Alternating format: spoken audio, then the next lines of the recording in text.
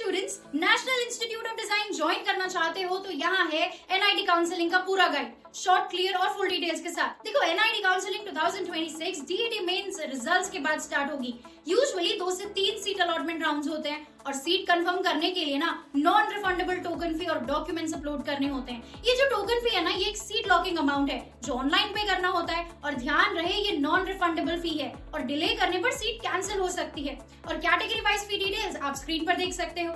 तो चलो अब समझते हैं काउंसलिंग प्रोसेस को। स्टेप 1 होता है qualifying status check. NIT DET portal पे लॉगिन करके चेक करो कि आप क्वालिफाई हुए हो या नहीं।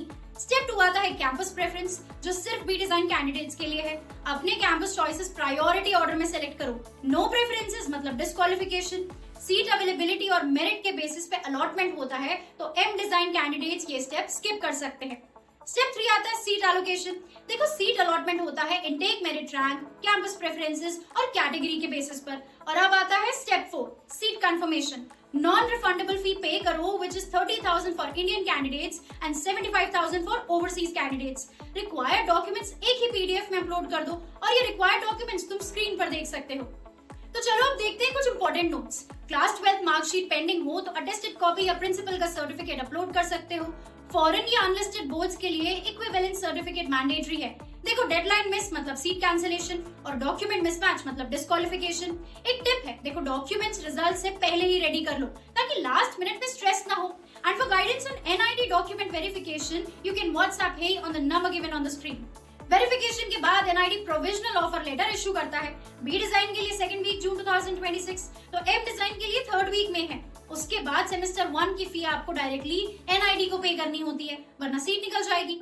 एम डिजाइन सीट कंफर्म करने के लिए ना नॉन रिफंडेबल टोकन फी और कन्वीनियंस फी आपको पे करनी होगी।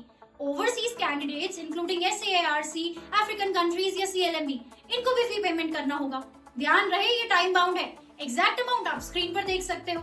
और अब रिजल्ट देखिए ना, तो बी डिजाइन प्रीलिम्स का रिजल्ट अप्रैल 2026 के 1st वीक में और मेंस का रिजल्ट मई 3rd वीक तक एक्सपेक्टेड है। M design prelims Feb 3rd week और मेंस मई 1st वीक में आएगा। डीईटी मेंस के लिए शॉर्टलिस्टेड कैंडिडेट्स को हर डिसिप्लिन के लिए अलग एसओपी और पोर्टफोलियो अपलोड करना होता है। एक ही सबमिट किया ना तो एप्लीकेशन रिजेक्ट हो जाएगी।